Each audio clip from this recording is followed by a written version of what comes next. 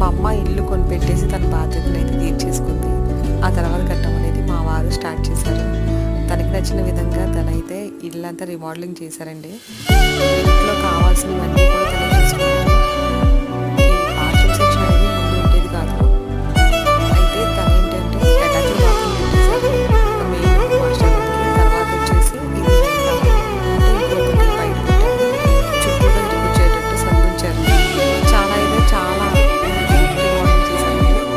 Garden area front vehicle దగ్గర వచ్చేటప్పుడు grills కానీ మనం చాలా చేయించుకోవాలి. ఇంకా కొన్ని పనులు చేయించుకున్నాను. స్టార్టింగ్లో మా వారు తీసిన వీడియో, ఇప్పుడు కొన్ని కొన్ని నేను మార్చుకున్నప్పుడు ఇంకా పిక్స్ ఉంచాను.